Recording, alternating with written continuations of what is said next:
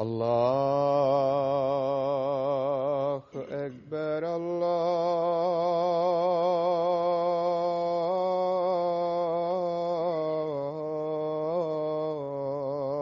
الله أكبر الله أكبر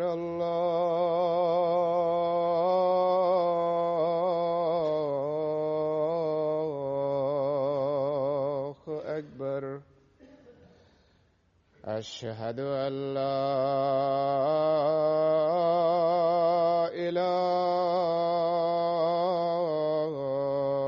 إله إلا الله أشهد أن لا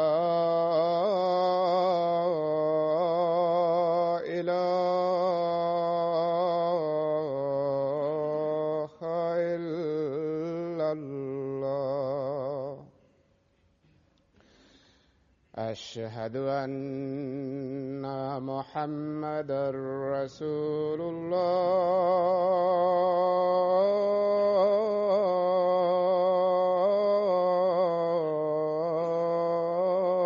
الله أشهد أن محمدًا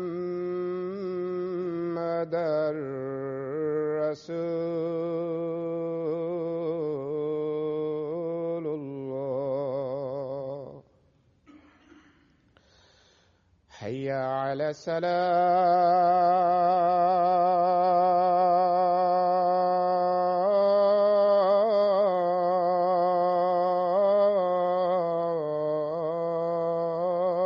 الصلاة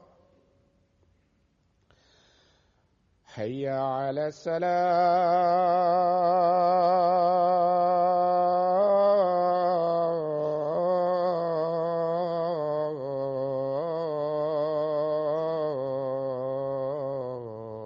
الصلاة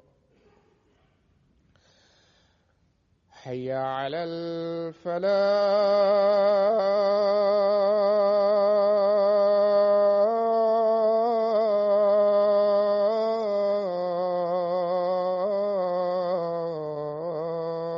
الفلاح حي على الفلاح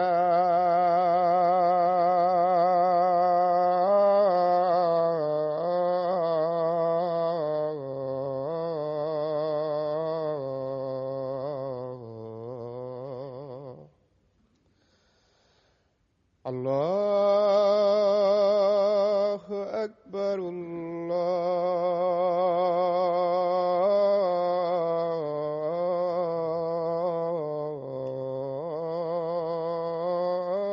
الله أكبر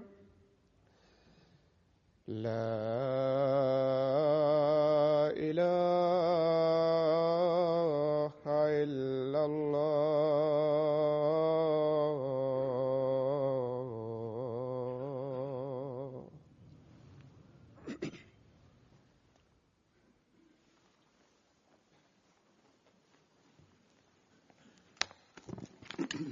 السلام عليكم ورحمة الله.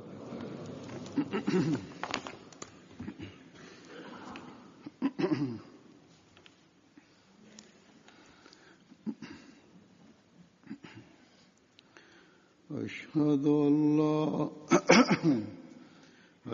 أن لا إله إلا الله وحده لا شريك له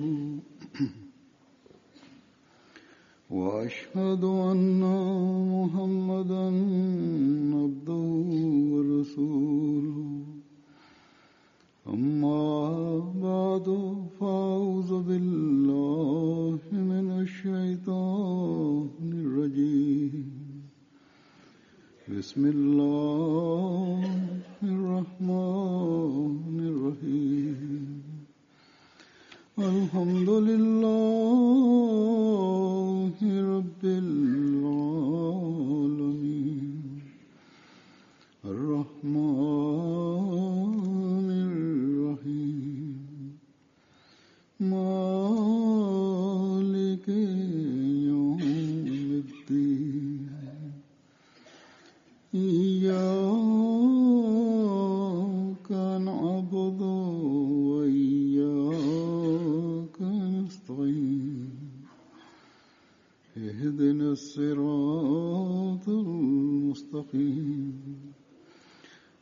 صراط الذين أنعمت عليهم غير المغضوب عليهم ولا الضالين قل يا عبادي الذين أسرفوا على أنفسهم لا تقنطوا من رحمة الله إن الله يغفر الذنوب جميعا إنه هو الغفور الرحيم وأنيبوا إلى ربكم وأسلموا له من قبل أن يأتيكم العذاب ثم لا تنصرون इन आयात का तर्जुमा यह है कि तू कह दे कि ऐ मेरे बंदो जिन्होंने अपनी जानों पर ज़्यादती की. Përkthimi i këtyre ajeteve është: thuaj, o robërit e mi, të cilët abuzuan mbi veten e tyre, mos u dëshpëroni nga mëshira e Allahut. Me të vërtet, Allahu fal të gjitha mëkatet. Me të vërtet, vetëm ai është mëkatfalës dhe i gjithëmëshirshëm. Dhe kthehuni te Zoti juaj dhe dorëzojuni atij para se t'ju vi ndëshkimi. Më pas, nuk do të ndihmoheni.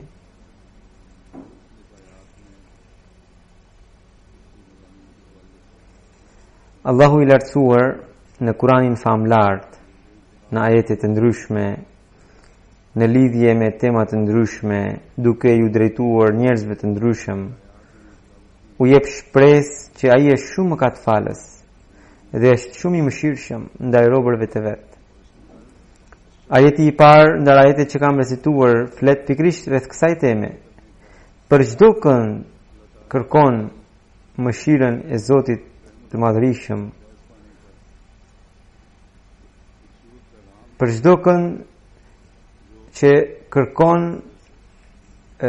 mëshirën e Zotit të Madhërisëm, që është i friksuar nga ndëshkimi i Zotit të Madhërisëm për shkak të mëkateve të tij, ky ajet mbart mesazhin e bukur të mëshirës dhe faljes prej Zotit. Allahu i Madhërisëm thot: o robërit e mi, mos u dëshpëroni nga mëshira ime. Jam sëndues, kam fuqi të plot t'ju afal mëkatet e t'ju mbuloj në mantelin tim të mëshirës. Sa i bukur është ky mesazh që na shton shpresa dhe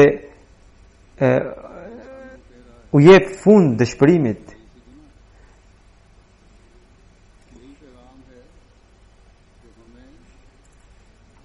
Po ky mesazh i bën edhe thirrje njeriut që dëshpërimi është mëkat. Po ky mesazh që na çon te ai, pra te Zoti, që na mbulon dobësitë dhe na largon dështimet e jetës. Shpesh herë pikërisht dëshpërimet bëhen shkak i mëkateve dhe të dështimeve të jetës. Por ai që vjen nën mëshirën e Allahut të Madhërisëm, i ikin dëshpërimet dhe dështimet.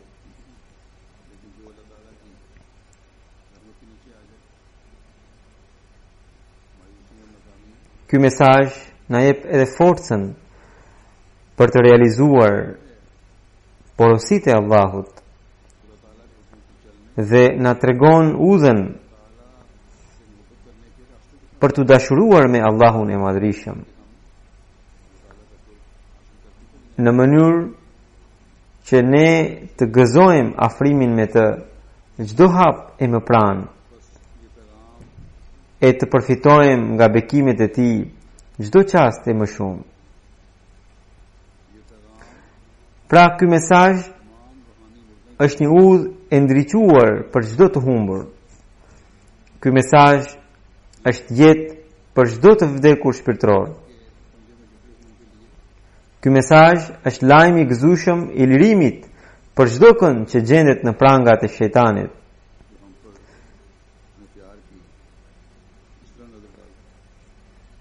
Sa I mirë është Zoti ynë që na hedh shikimin me kaq dashuri. Besimtarëve të tij ai vazhdimisht u thot: La wala tayasu min rauhillah. Mos u dëshpëroni nga mëshira e Allahut, sepse innehu la yayasu min rauhillah illa al-qaumul kafirun. Sepse askush nuk dëshpërohet nga mëshira e Allahut përveç atyre që nuk besojnë. Pra, nëse pretendoni të jeni besimtar, gjithmonë duhet të keni shpresë për mëshirën dhe faljen e Allahut të Madhërisëm. Për shkak të dobësive njerëzore, mund të jeni të përfshirë në disa gjëra, por nuk jeni ndër të devijuarit, sepse devijuarit humbasin shpresë nga mëshira. Ata që nuk besojnë në Zotin e Madhërisëm, që nuk besojnë në atributin e Tij Rahman. Ky devijim është fati I vetëm I të devijuarve. Allahu I Madhërisëm thot: "Wa man yaqnatu min rahmati rabbih illa adh-dhallun." E kush mund të dëshpërohet nga mëshira e Zotit të tij përveç atyre që janë të devijuar?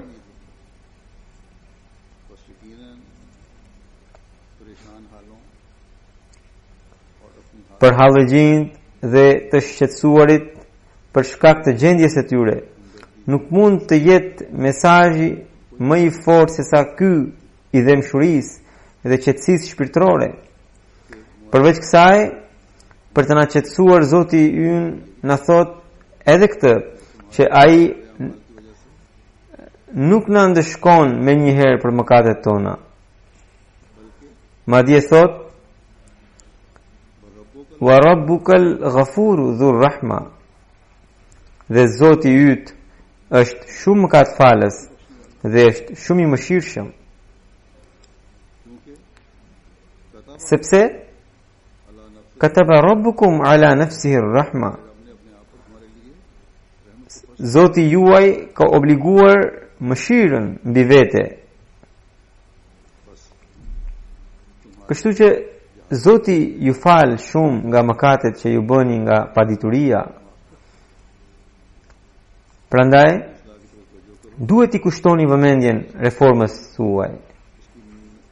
Po të keni sy ndaj mëshirës së Tij duke bërë reformë tek vetja, ai Zot është shumë mëkatfalës dhe mëshirëplot.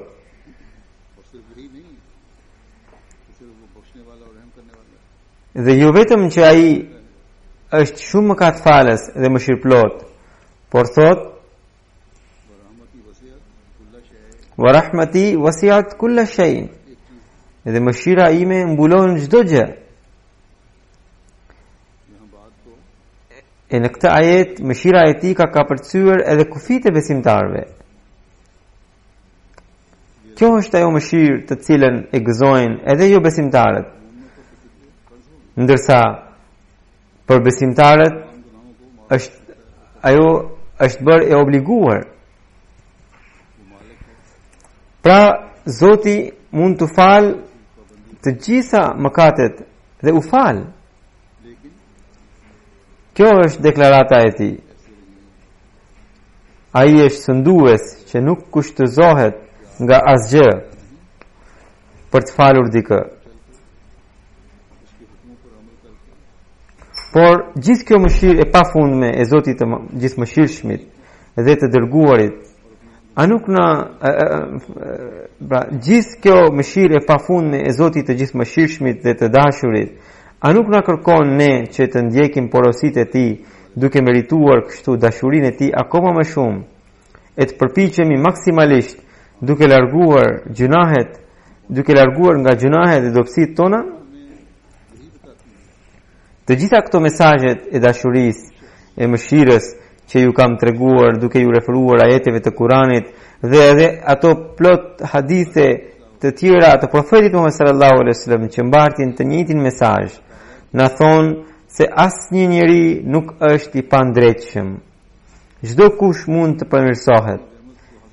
Përveç mëshirës së përgjithshme të Zotit, çdo kush mund të përfitojë edhe nga mëshira e tij të veçantë. Por kushti është që ai të ketë vullnet në zemër dhe të përpiqet për të sjellë ndryshime të pastra në jetën e tij. Ditët e fundit një analiste shkroi një artikull në një gazetë fetare daneze duke thënë se Kurani famlar flet vazhdimisht vetëm për ndëshkimin, ndërsa për dashurinë nuk flet fare me përjashtim të një a dy ajeteve. Sipas saj, besimi në Zot të paktën për muslimanët nuk mund të jetë për shkak të vullnetit të individit, apo për shkak të dashurisë që ai mund të ketë ndaj Zotit. Duke sjell ajete jashtë kontekstit të tyre dhe duke i deformuar ato, realisht kjo është një përpjekje për të provuar se Zoti i Islamit njeh vetëm të dënojë e të ndëshkojë sa më shpejt.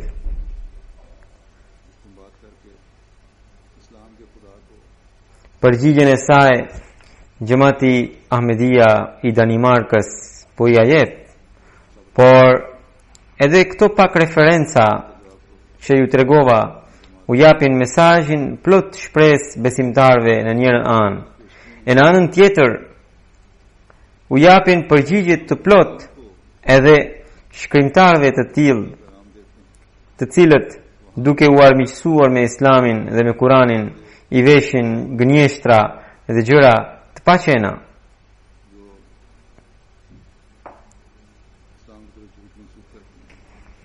Allahu i Madhrishëm është sëndues dhe fal këtë doje. E ky atribut është i tillë që përfshin të gjitha atributet e tij të tjera. Ai edhe fal, edhe mëshiron. Është mëshira e tij që ai nuk i ndëshkon shpejt njerëzit që bëjnë padrejtësi. Por nga ana tjetër, atyre që kalojnë të gjithë kufijt e padrejtësisë dhe ngulin këmbë të mëkatojnë, u thot: do të ndëshkoheni, sepse ky është ligj i natyrës që shohim edhe në jetën tonë të kësaj bote.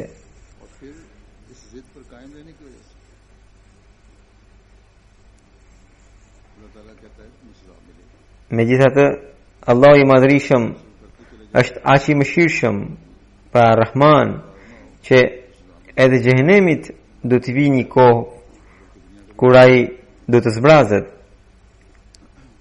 Mëshira e pakufishme e Zotit të Madhrishëm do ta përfshi edhe atë, pra xhehenemin. Në këto ajete Allahu i Madhrishëm, duke treguar se nëse nuk do të përfitoni nga mëshira dhe falja ime, do të pësoni ndëshkim për gjunahet dhe padrejtësitë tuaja.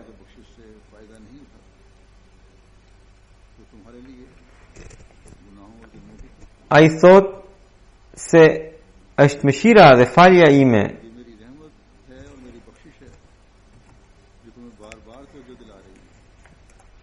Ai thot se është mëshira dhe falja ime që vazhdimisht ju tërheqin vëmendjen që t'i shpëtoni ndëshkimit përpara se ai t'ju përfshi. Të mos ju zër kapja ime për shkak të padrejtësive tuaja që kaluan çdo limit. Tani, nëse ndokush i drejtohet me akuza edhe kësaj thirrjeje, edhe këtij mesazhi, çfarë tjetër mund të themi për të veç se ai është i verbuar në armiqësinë e tij ndaj Islamit. Në ligjet që vën në shtetet e tyre, njerëzit e tillë kërkojnë me ngulm që shkelësit të penalizohen e të ndëshkohen. Por kur vjen fjala për ndëshkimin e atyre që shkelin ligjet e Zotit, që kalojnë çdo kufi në padrejtësi, vallë pse ankohen në për sjelljen e Zotit? Se sa i mëshirshëm është Zoti i Islamit mund të shihet nga ky rrëfim, i cili dëshmon edhe faktin se sa shumë mëshira e Zotit theksohet në Islam, por edhe faktin tjetër që ai Zot i tillë ka qenë gjithnjë. Hazrat Abu Sa'id Hudriu radhiyallahu anhu thot se I dërguari Allahu sallallahu alaihi wasallam ka thënë, ishte një njeri nga bijtë e Izraelit që kishte vrarë 99 njerëz. Pastaj ai vendosi për të penduar dhe doli në kërkim të dikujt që udhëzonte. Takoi një prift dhe pyeti, a ka pendim për mua? Jo, nuk ke më rrugë shpëtimi, ju përgjigj prifti. Ai e vrau edhe priftin.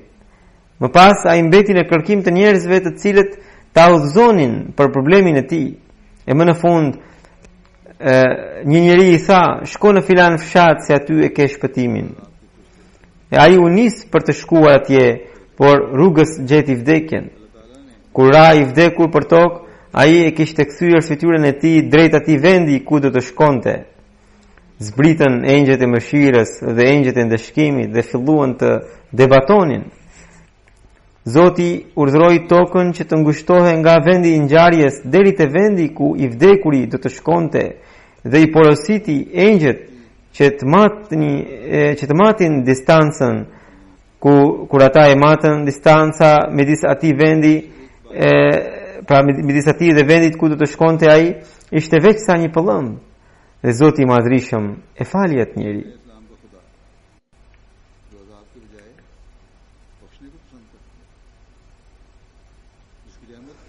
Pra ky është Zoti I Islamit që parapëlqen të mëshiroje e jo të ndëshkoje, dhe mëshira e të cilit është e pakufishme. Në një hadith që rëfet nga Hazrat Abu Dher radhiyallahu anhu se I dërguari Allahu sallallahu alaihi wasallam ka thënë se Zoti thot: O biri I Ademit, ti edhe pse nuk më lutet mua, por ke shpresë prej meje, me kushtin që ti nuk bën shirk. Unë do t'i falë të gjitha mëkatet. Nëse ti do të më vish me mëkatet sa e gjithë toka, edhe unë do të të sjell mëshirën sa e gjithë toka. Nëse ti më vjen me mëkate që shkojnë deri në qiell, dhe prapë se prapë kërkon falje prej meje, unë as pak nuk ngroj që të falë të gjitha ato mëkate. Ky është Allahu I Madhrishëm që paraqet Islami, I cili është kaq shumë mëkatfalës.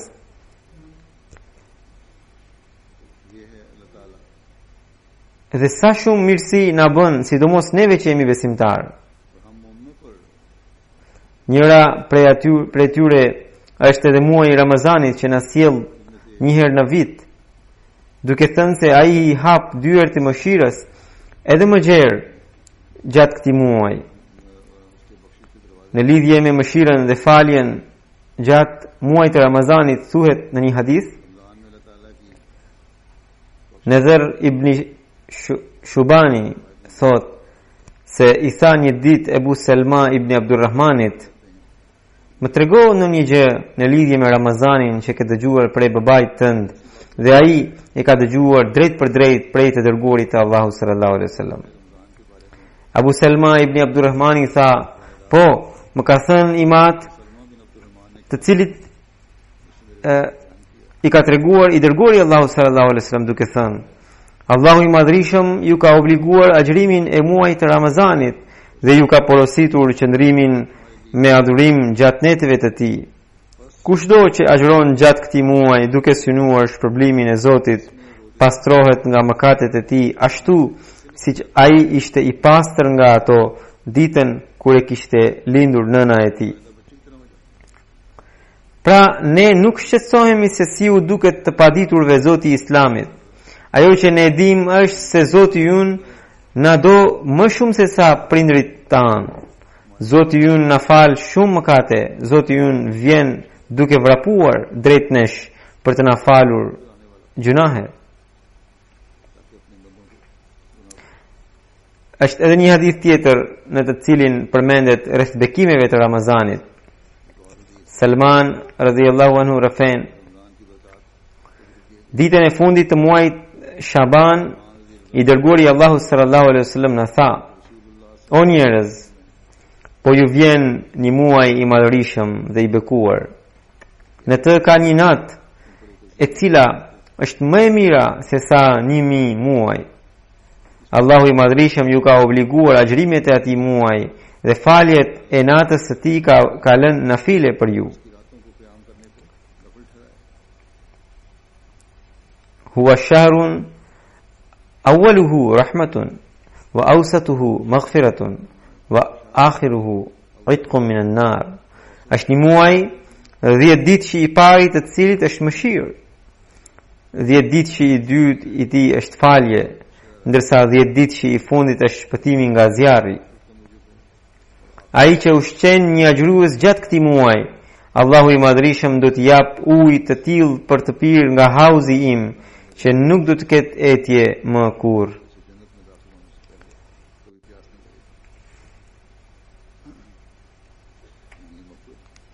Do me thënë, kjo falje është e tillë që i falen njeriut edhe gjunahet e mëparshme dhe njëkohësisht i jepet fuqi për të mos bërë gjunahen e të ardhmen. E gjithë kjo do të ndodhë nëse do të agjërojmë ditët e Ramazanit duke përmbushur kushtet e tij, duke falur namazet nafile dhe duke adhuruar Zotin e Madhrishëm sa më bukur. Pra Allahu i Madhrishëm hap pas hapi na krijon mjete të cilat na çojnë në xhenet. Këto ditë po kalojmë nga muaji i Ramazanit, edhe 10 ditë që i dytë është drejt fundit, dhe nesër apo pas nesër do të fillojë 10 ditë që i tretë. Edhe ky 10 ditë që janë është mbartës i shumë bekimeve, siç përmendet në hadith që gjatë këtyre ditëve vjen një natë që quhet nata e Kadrit, e cila është një mjet i fuqishëm për t'i mundësuar robit afrimin me Zotin e Madhrishëm dhe manifestimet e tij. Prandaj, gjatë këtij 10 ditëshi kemi nevojë të angazhohemi në adhurim e në lutje. Pastaj çdo gjë që do të arrini gjatë këtyre ditëve, kemi nevojë ta bëjmë atë pjesë të jetës sonë. Për të përfituar vazhdimisht nga falja dhe mëshira e Allahut, kemi nevojë të analizojmë gjendjen tonë, sidomos gjatë këtyre ditëve. Po ashtu kemi nevojë ta përmbushim detyrimin e Ramazanit dhe sidomos të këtij 10 ditëshi të fundit. Për të larguar ligësitë tona, për të qenë të mbrojtur nga ato dhe edhe në të ardhmen dhe për të shpëtuar xhehenemit përgjithmonë, kemi nevojë për një përpjekje. Çdo punë kërkon përpjekje. Asgjë nuk ndodh ndryshe. Ky është një parim i përgjithshëm. Prej një besimtari të vërtet pritet që ai të mos i merr përsiptazi lajmet e gëzueshme që i kanë ardhur prej Zotit të Madhrishëm dhe mesazhet e shpresës që i ka marrë prej të dërguarit të tij fisnik. Madje të ketë një dëshirë të zjarrt për t'i pranuar ato, sepse të ketë një dëshirë të zjarrt për t'i pranuar ato sapo t'i dëgjojë ato. Kjo dëshirë e zjarrt do t'ia vlej vetëm atëherë kur ai bën edhe nismën për të vepruar për t'i arritur ato. Ndërsa vetëm ato nisma do të jenë frytëzënëse për të cilat merren në përputhje me parimet që janë përcaktuar për t'i arritur ato. Padyshim që mëshira e Allahut të Madhrishëm është shumë e gjerë. Padyshim që gjatë Ramazanit veprat e mira shpërblehen shumë fish. Por nga këto gjëra mund të përfitojnë vetëm ata të cilët përpiqen t'i arrijnë ato me përkushtim.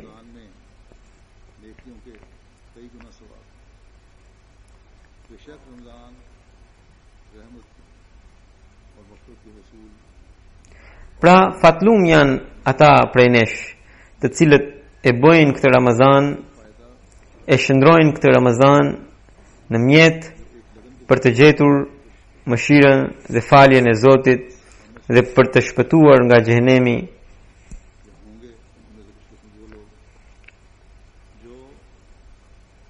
Fatlum janë ata të cilët zhdukin dobësitë e tyre dhe lirohen nga gjunahet e tyre përgjithmonë.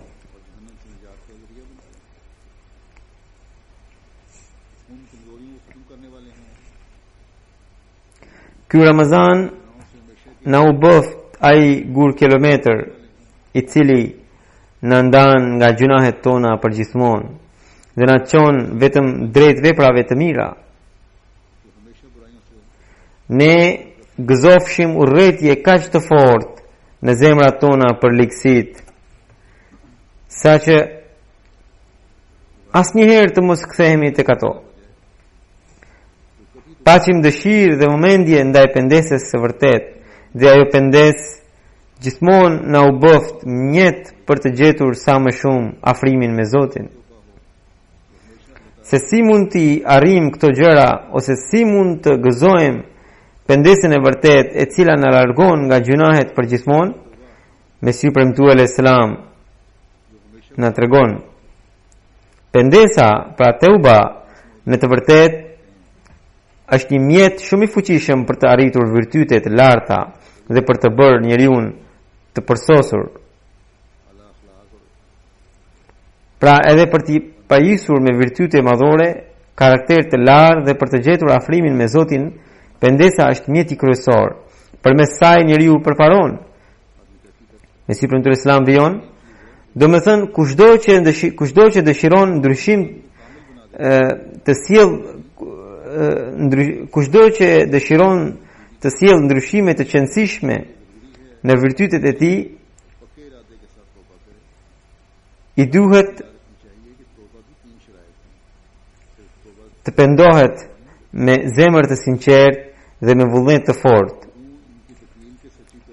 Duhet ditur se pendesa nuk realizohet vetëm me dëshirën për ta pasur atë, por ajo ka 3 kushte pa I përmbushur, të cilat pendesa e vërtet që quhet taubatun nusuh nuk mund të arrihet.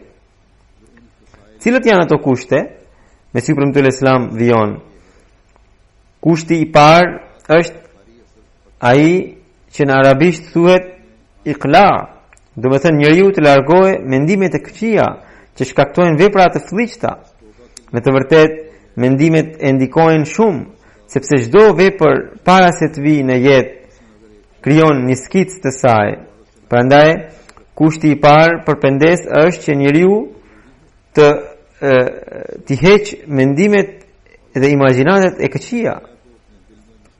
Për shembull, një njeri që ka lidhje të pandershme me ndonjë grua, nëse dëshiron të pendohet, së pari I duhet ta quajë të shëmtuar fytyrën e asaj gruaje dhe të kujtojë një nga një të gjitha veset e saj dhe të gjitha veset e saj që janë të denja për t'i urryer. Kjo sepse siç ju thash, mendimet kanë ndikim të fuqishëm. Sufistët në veprat e tyre kam lexuar I zgjerojnë mendimet e tyre deri në atë mas, saqë arrin të shohin njeriu si majmun ose derr. Pra njeriu vepron sipas mendimeve që krijon dhe ushqen. Prandaj kushti I parë I pendesës është që ti asgjësoj mendimet që e shtyn drejt kënaqësive të liga. Kushti I dytë I teubes dhe pra kushti I dytë është pendesa, do me thënë të bëhet pishman për atë që ka bërë. Çdo njeri ka ndërgjegje e cila e pickon kur bën në një vepër të ligë, por ai që është fatlig e pushon ndërgjegjen e vet. Pra njeriu të pendohet kur bën gjuna apo ndonjë vepër të keqe. Ai të mendojë se këto kënaqësi janë vetëm për disa ditë dhe të kuptojë se kjo kënaqësi gjithnjë është në rënje, sepse I afrohet pleqërisë. Kur do t'i dobësohen e t'i shterojnë të gjitha fuqit dhe në këtë mënyrë ato do t'i lërë që në këtë botë. Pra nëse kjo është gjendja e tyre, pra e këtyre kënaqësive, që ato do të lihen që gjatë kësaj jete, përse njeriu do që t'i realizojë ato? Është shumë fatlum ai që I thërret mendjes për pendes dhe që merr vendimin për të hequr mendimet e liga e të këqija. E kur ta ketë hequr atë ndyrësi, pastaj të pendohet për veprat e këqija që ka bërë. Kushti I tretë është vendimarrja. Do të thotë që për të ardhmen njeriu të marrë vendim të fortë që nuk do të kthehet në gjunahet që ka bërë. nëse do të tregohet I qëndrueshëm në këtë vendim, atëherë Zoti I Madhërisëm do t'i dhurojë mundësinë e tëubes, pra të pendesës së vërtetë, derisa ai ati gjunahet do t'i largohen tërësisht dhe ato do të zvendësohen me virtyte dhe vepra të lavdishme. Kjo është fitore mbi moralin. Forcën dhe fuqinë për të arritur këtë fitore I jep Zoti I Madhërisëm, sepse kjo është puna e Tij. Ai është Zoti I të gjitha forcave dhe fuqive, siç thot: Innal quwwata lillahi jami'a. Padyshim fuqia e gjitha I takon Allahut, ndërsa njeriu është një qenie e dobët. Thot: wa khuliqal insanu dha'ifa. Dhe njeriu është krijuar I dobët. Ky është realiteti I tij. Prandaj, për të gjetur fuqinë prej Allahut të Madhërisëm, njeriu duhet t'i përsos të trija këto kushte dhe të heqë dorë nga dembelia dhe plogështia dhe me një angazhim të plot t'i lutet Zotit të Madhërisëm. Atëherë Zoti do t'ia ndrojë moralin. Kjo është ajo që tha Mesiu premtuar alayhis salam. Ata që thonë se kemi bërë lutje për të larguar filan ligësi nga vetja, por nuk na u largua ajo, Zoti nuk na dëgjoi lutjet, duhet ta kuptojnë udhëzimin e Mesiut të premtuar që sapo ju lexova. Disa prindër shqetësohen për fëmijët e tyre, ose disa të rinj përfshihen në vesje të këqija dhe thonë se jemi përpjekur dhe jemi lutur, por nuk na u dëgjua lutja. Ky është gabimi I tyre. Edhe pranimi I lutjes ka disa kushte që duhen përmbushur. Po ju tregoj me fjalë të thjeshta, të bësh lutje 4 ditë e të thuash se Zoti nuk na e dëgjoi, është t'ia etiketosh dobësinë tënde Zotit të Madhërisëm. Në këtë citat të Mesiut të premtuar që ju lexova, ai ne tregon se si duhet të bëjmë pendesën e vërtetë dhe si duhet të largohemi nga ligësitë. Kjo kërkon disa kushte, disa vepra, disa përpjekje, disa metoda që duhet t'i aplikoni. Po I bët ato, vetëm atëherë do të shihni rezultatin. Edhe lutja për t'u larguar nga ligësitë do të pranohet vetëm atëherë kur të keni bërë disa hapa për t'u larguar prej tyre. Të mos bësh hapin e duhur dhe të bësh vetëm lutje dhe duke parë se nuk largohesh nga mëkati të mendosh se kështu është dëshira e Zotit, nuk është e drejtë. Nëse doni të shndroni ligësitë në mirësi, atëherë duhet t'i zbatoni këto 3 kushte që ka treguar Mesiu premtuar alayhis salam dhe pastaj të bëni dua. Atëherë ajo dua, ajo lutje do t'i vijë në ndihmë dhe do të arrini të hiqni dorë nga gjunahet. Për pendesën e vërtet, Mesiu premtuar alayhis salam, siç ju kam lexuar më parë, thotë se njeriu duhet të pastrojë mendjen e tij nga mendimet dhe imagjinatat e këqija. Çdo ligësi së pari lind në mendje, pastaj njeriu e realizon atë. Nëse nuk do t'i lind fare mendimi I keq, nëse nuk do t'i lind fare kënaqësia e tij në mendje, njeriu kur nuk do të hyjë në gjuna. Së pari, pra ai e mendon, e shijon dhe pastaj tërhiqet pas saj. Prandaj, për t'u larguar nga ligësitë, hapi I parë është që njeriu duhet ta bëjë është pastrimi I mendjes nga mendimet dhe imagjinatat e këqija. Mesiu premtuar na shpjegon edhe me një shembull kur një burr që ka marrëdhënie të jashtëligjshme ose miqësi të pandershme me ndonjë grua, atëherë ai duhet të krijojë përshtypjen e ligë të saj e jo të kundërtën, nëse dëshiron të largohet prej saj.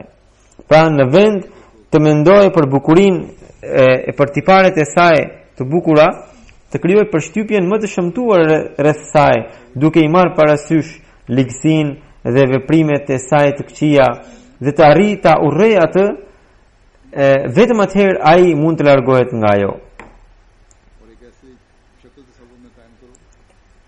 Kushti I dytë që ka treguar Mesiu premtuar alayhis salam është që njeriu të zgjojë ndërgjegjen e vet dhe të thrasë mendjes për të kuptuar se në çfarë mëkatesh po zhytet ai dhe kështu të krijojë ndjenjen e sinqertë të pendesës në zemër.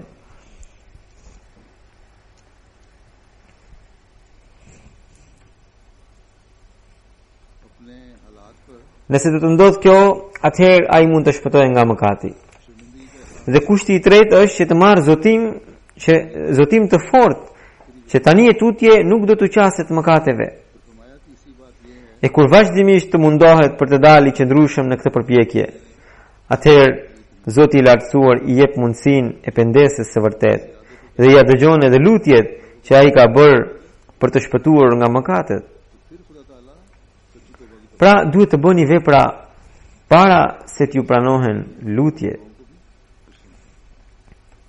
Nuk mundet që të mbeteni të përfshirë në gjunahe nga mëngjesi në mbrëmje dhe nga mbrëmja në mëngjes, dhe në një kohë të caktuar i luteni Zotit duke thënë: o Zot, më shpëto nga mëkatet, dhe pastaj të shihni rezultatin. Ata që punojnë kështu dëshmojnë se nuk kanë seriozitet. Ata vetëm se shtyhen nga ndërgjegja e tyre e pastër, që shpesh është në gjumë, dhe nga njëherë i pickon duke u thot: si u bëre kështu, i zhytur në mëkate. Edhe të shtyr nga ky mendim i shkurtër, ata i kushtojnë vëmendje lutjes dhe duas, por kur dalin përballë të ndimit të ndonjë mëkati, u shuhet fare mendimi për të qenë të pastër. Me këtë gjendje njeriu as nuk del dot nga mëkatet, as nuk përmbush dot kërkesat e lutjes. Madje kjo është shaka me lutjen dhe është një përpjekje për ta detyruar Zotin sipas dëshirave të veta. Por Zoti nuk mund të detyrohet nga askush. Prandaj njerëzit e tillë duhet të dinë se duan të përfitojnë nëse duan të përfitojnë siç duhet nga falja e vërtetë të Allahut të Madhërisëm. Nëse duan të shëgojnë bekimet e tij, nëse duan të shohin përmbushjen e lutjeve të tyre, atëherë ata duhet të ndryshojnë gjendjen e tyre. Siç u thash që Allahu i Madhërisëm është aq i mëshirshëm ndaj robërve të tij, saqë ai gjithmonë qëndron i gatshëm për t'i mbuluar robërit e tij me mantelin e mëshirës së vet. Po ky fakt a nuk na kërkon neve që edhe ne gjithmonë të zbatojmë porositë e Zotit të Madhërisëm e të gëzojmë faljen dhe mëshirën e tij? Pra ne duhet të jemi të denjë për të arritur atë mëshirë të Allahut, e cila është e përcaktuar për besimtarët e tij të vërtetë dhe për të dashurit e tij.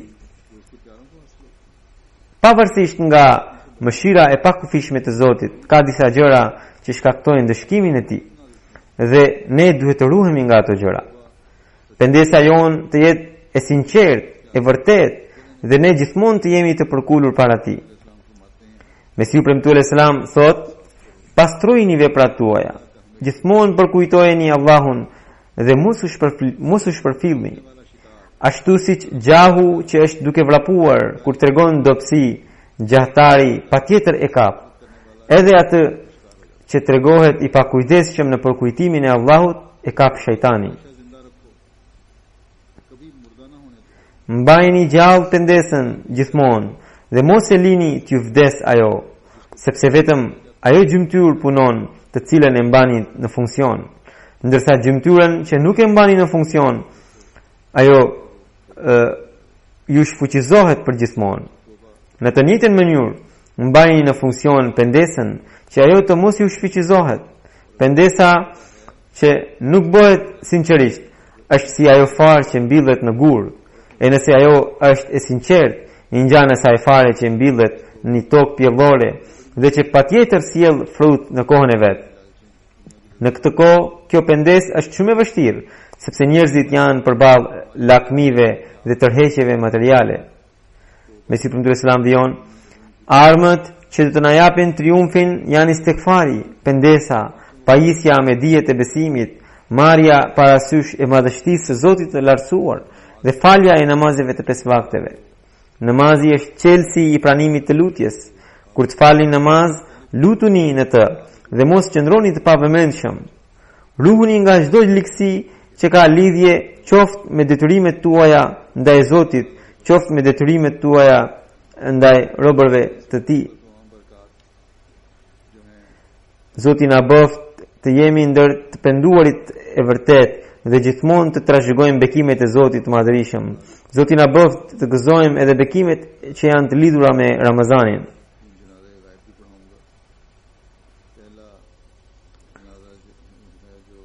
Namazit të gjumas do të udhëheq disa gjenaze,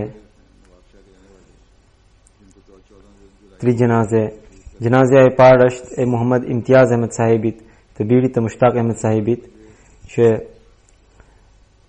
ishte nga Nawabsha dhe që u martirizua në 14 korrik të këtij viti. Në orën 4:30 pasdite, kur ai ishte te dyqani i tij, 2 motoristë erdhën, pra 2 motoristë panjohur erdhën dhe i qelluan me armë zjarri. Ai qëndronte jashtë dyqanit, ndërkohë erdhën sulmuesit dhe e qelluan në kokë me një plumb tjetër i përshkoi nga veshji i majt, dhe ai ra dëshmor me njëherë në vend. Në Nawabsha ka shumë propagandë kundër fetar, kundër xhamatit. Gjatë 2-3 viteve kemi pasur disa dëshmor në këtë zonë. Pronari i një dyqani që është afër, vetëm para 3 ditësh i kishte thënë që të kishte kujdes, sepse kishte dëgjuar për në një intrig të tillë. Sidoqoftë, njeriu duhet dalë nga shtëpia, edhe ai kishte dalë dhe Ahmediati në fisin e tij erdhi në vitin 1935 përmes gjyshit Sejt Muhammad Din Sahibi. Në vitin 1947 fisi i tij mërgoi nga India në Pakistan. Dëshmori lindi në vitin 1975, pas shkollës së mesme filloi të ndihmonte të atin e tregti. Ai ishte shumë i angazhuar në punë të xhamatit, ka qenë presidenti i xhamatit në lagjen ku banonte deri në ditën e martirizimit. Ka qenë edhe qaid, pra udhëheqës i të rinjve. Ka punuar edhe për Islahu Irshad, pra për reformimin, edhe për Tehrik e Jadidin. Ka qenë sekretari i Tehrik e Jadidit, ka qenë edhe sekretari i Waqf e Jadidit, ka qenë edhe sekretar për të bërë thirrjen, pra për tabligh. Gjithmonë ishte gati për të shërbuar, asnjëherë nuk refuzonte, ishte mikpritës, sidomos ata që vinin nga qendra e xhamatit, u bënte mikpritje të sinqert ndaj tyre. Ishte shumë i thjesht, kishte dashuri të zjarrt ndaj kalifatit, edhe bindje të pakushtzuar ndaj kalifatit. Falte namazet e 5 vakteve, falte edhe tahajjud, fliste ngadalë dhe me zë të ulët, gjithmonë prire për të falur. Vitin e kaluar vizitoi edhe Kadianin për Xhelse Salanën. Ditën kur ra dëshmor, vetë me shpenzimet personale, kishte përgatitur pako me ushqime të ndryshme, dhe deri në mesdit 7 prej tyre u kishte dhënë 7 familjeve të ndryshme të varfëra. Nga kjo detyrë ishte kthyer te puna e tij, ku sulmuesit e lig e prisnin dhe e martirizuan. Ai kishte bërë dhe vasiat, pra kishte dedikuar 1/10 e të ardhurave të tij për hir të Zotit. Ai la pas baban, bashorten Nabila 3 djem, pra Gjazibi 10 vjeç, Basiti 9 vjeç dhe Abdullah Omeri 7 muajsh.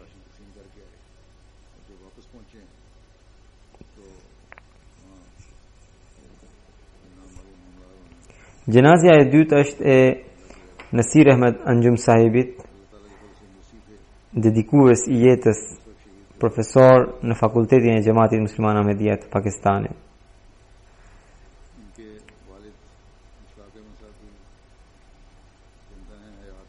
Ai edhe ai ndroi ditët e fundit. Inna lillahi wa inna ilaihi rajiun. Ne jemi të Zotit, te Zoti do kthehemi. Shkollën e mesme e kishte mbaruar në vitin 1981, edhe pas shkollës së mesme dedikoi jetën edhe erdhi në Rabba, u regjistrua në fakultetin e xhamatit. Gjatë kësaj periudhe kishte bërë edhe bachelorin, edhe pastaj bëri edhe masterin në gjuhën arabe. Kishte bërë një kurs prej xhamatit, kishte bërë një kurs në gjuhën ruse. Fakultetin e xhamatit e kreu në 1988, shërbeu në vende të ndryshme në Pakistan. Në vitin 1990 u thirr në Rabba për të vijuar studimet e tij për specializimin në studimet krahasuese të feve, dhe atëherë filloi të shërbente si profesor i kësaj lënde në fakultetin e xhamatit, ndërsa me datën 18 korrik të vitit 1999 ai zyrtarisht u caktua si profesor i kësaj lënde, ku shërbeu në mënyrën më të bukur deri në fund të jetës së tij. Pas mbarimit të studimeve, ai shërbeu afërsisht 26 vjet. Edhe pse ishte i ri në moshë, por në lëndën e tij ai kishte autoritet. Me bekimin e Zotit ishte dietar i madh. Përveç mësimdhënies në fakultetin e xhamatit, dha edhe kontribute shumë të tjera. Ka qenë antar i Kadas, pra antar i gjykatës së xhamatit deri në fund të jetës. Madje si antar atë kishte caktuar kalifi i 4, ishte ndër antarët e parë të saj të gjykatës. Ai ishte edhe antar i Majlis e Ifta, domethënë që lëshon vendime. Pastaj ishte edhe antar i katedrës së kërkimeve shkencore. Shërbeu edhe në Khudamul Ahmedia.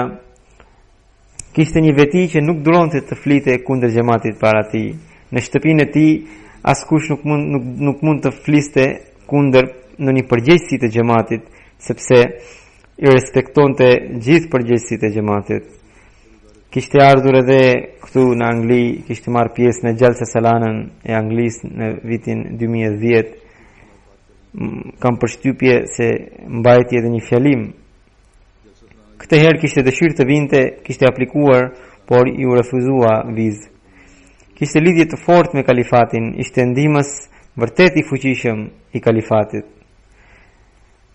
Kishte dëshirë të zjarrt për tabligh, argumente të forta, gjithmonë i jepte argumente të forta, edhe arrinte të binte edhe njerëzit shumë të ditur. Kishte dashuri të madhe me librat e Mesiut të premtuar. Vajza e bia thot që kishte dashuri të madhe me librat e Mesiut të premtuar. Madje kishte filluar të hartonte një fjalor të fjalëve të vështira të librave të Mesiut të premtuar, në mënyrë që njerëzit të thjeshtë përmes këtij fjalori të kuptonin librat e Mesiut të premtuar alayhis salam. Ishte orator i Zotit, shpesh ishte ftuar në emisionet e xhamatit në MTA si Rahe Huda e tjera. Zoti i mëshiroft i dhënë xhamatit dietar të tillë që kanë edhe dije edhe vepra.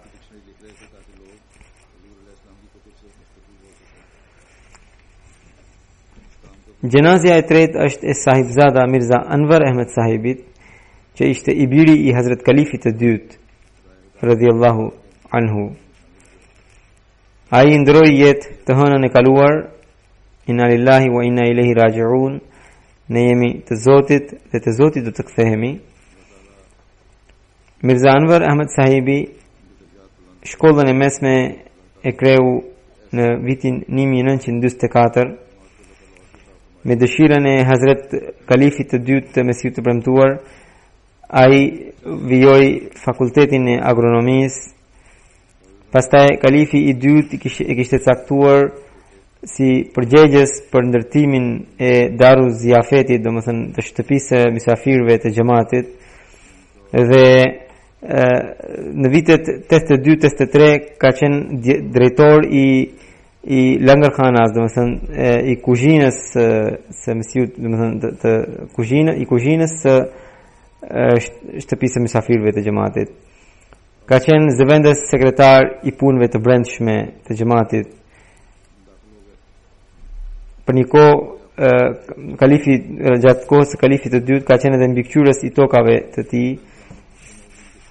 Ai u martua me sahibzada me Sabiha Begum sahibas, dhe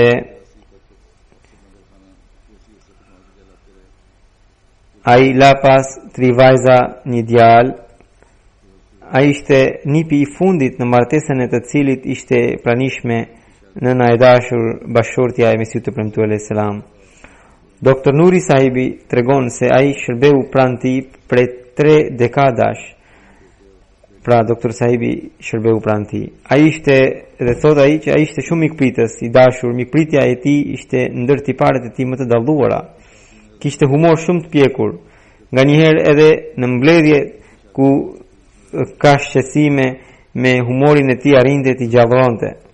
Dr. Nuri sahibi tregon se shpesh vinte në spitalin e zemrës Tahir Heart Institute dhe sillte një shumë parash dhe u jepte një nevojtarve. Pra, çfarëdo që kishte, domethënë u sillte dhe u jepte nevojtarve. Ai ishte shumë I lidhur edhe me shtëpinë tonë. Unë e kisha daje, shpesh vinte në shtëpinë tonë dhe këtë lidhje e mbajti deri në fund. Edhe pas kalifatit ka qenë shumë I lidhur me mua. Shpesh më telefononte, Zoti më shirofte edhe atë, ja ngrit nivelet në xhenet, I bëfte edhe fëmijët e tij të jenë besnik ndaj kalifatit. Edhe shoqja është shumë e smur, Zoti më shirofte dhe bekofte edhe atë. Siç u thash, do t'i udhëheq këto xhenaze pas xumas.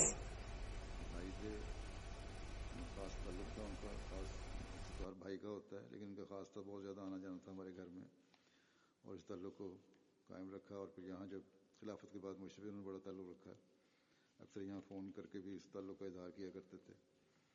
अल्लाह ताला इनसे भी मग़फ़िरत और रहम का सलूक फरमाए और दर्जात बुलंद फरमाए। इनकी औलाद को भी खिलाफत वफ़ा का ताल्लुक कायम रखने की तौफ़ीक़ अता फरमाए। इनकी अहलिया भी काफ़ी बीमार हैं, अल्लाह ताला उन पर भी रहम और फज़ल फरमाए।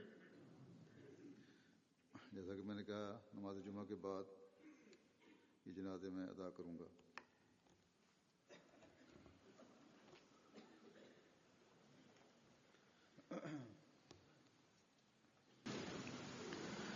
Alhamdulillah, alhamdulillah, alhamdulillah, nahmaduhu wa nasta'inuhu wa nastaghfiruhu wa nu'minu bihi wa natawakkalu alayhi wa na'udhu billahi min shururi anfusina wa min sayyiati a'malina.